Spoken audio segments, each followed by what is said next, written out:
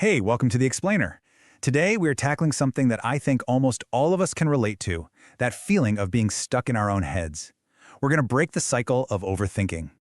You know the feeling, right? Your mind is just racing, you're replaying conversations from yesterday, you're worrying about 100 different things that might happen tomorrow.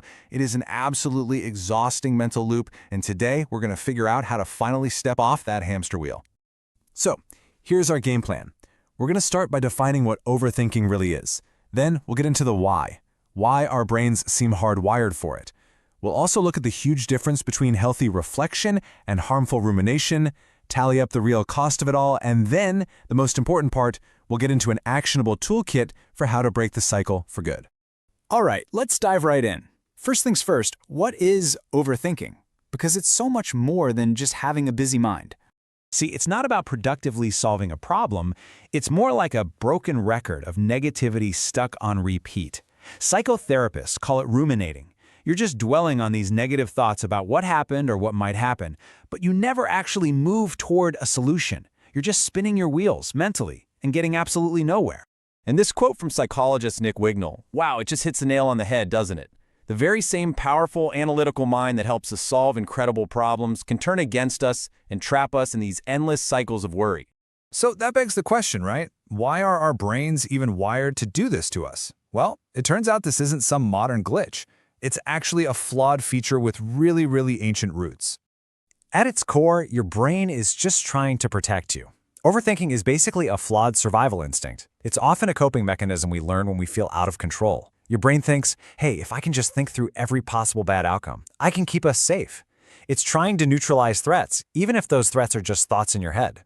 And that one core instinct, well, it branches out into all these different habits. Psychologists have pointed to things like childhood lessons. Maybe you learned early on that worrying kept you safe. Or there's the illusion of control, the idea that if we just think about something hard enough, we can control the outcome. It's all rooted in this deep need to feel certain in a world that's anything but. Now, this is where it gets really fascinating on a brain science level. You've got different networks in your brain. There's your focus network, the part that gets stuff done. And then there's your mind-wandering network, which is great for creativity. But in overthinkers, that mind-wandering network gets a little too loud. It starts to hijack the focus network. It's kind of like you're trying to work, but someone is standing next to you, constantly whispering worries and what-ifs in your ear. No wonder it's so hard to concentrate. But okay, hold on a second. It is so important to understand that not all deep thinking is bad for you. There is a world of difference between productive reflection and destructive rumination, and knowing that difference is absolutely key. And this chart makes it super clear. Self-reflection, that's constructive. It's about learning. It leads to growth. It's aimed at finding a solution. It actually feels productive and empowering. Rumination, on the other hand, is completely destructive. It's just obsessing over the problem, replaying your mistakes, beating yourself up. It's a dead end that leaves you feeling totally drained and anxious. So the goal isn't to stop thinking. It's to shift from that harmful rumination over to healthy reflection. So what happens when that rumination becomes a chronic habit? Well, the consequences are pretty serious. And trust me, they are not just in your head. The cost is incredibly steep. Mentally, you know it. It's that constant anxiety, the paralysis by analysis where you think so much you can't even make a simple decision. But look at the physical side. That constant state of mental alert floods your body with the stress hormone cortisol, and that leads to real, measurable symptoms like insomnia, fatigue, headaches, even digestive problems. And what's often driving this whole messy engine? Perfectionism. But I love how Nick Wignall puts it here. It's not actually about being perfect. It's about chasing the feeling of being perfect, which is an impossible goal, right? And that chase is what keeps the overthinking cycle running on full blast. Okay, I know that all might sound a little bit grim, but here's the really good news. Overthinking is a learned habit, and if you can learn it, you can unlearn it. You can build new, healthier mental habits instead.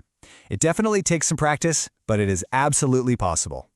So here are 4 concrete, science-backed steps you can start taking today. First, set a worry window. Seriously, give yourself a dedicated short time, like 15 minutes a day, to just worry. The point is to contain it so it doesn't leak into your whole day. Second, you got to challenge those thoughts. Ask yourself, is this thought an actual fact or is it just a fear? Third, shift your focus. Get up, move your body, call a friend, do something creative, break the loop. And finally, number 4, Practice self-compassion. Talk to yourself with the same kindness you'd give to a good friend. This literally helps soothe your brain's internal threat system. So when you boil it all down, maybe the goal isn't to somehow silence your mind or stop thinking altogether. I mean, that's impossible. What if the real goal is to just change your relationship with your thoughts? By understanding why your brain does what it does, and by using these practical tools, you can slowly move from being a prisoner of your thoughts to just being an observer of them. And that is how you create a quieter, more peaceful mind.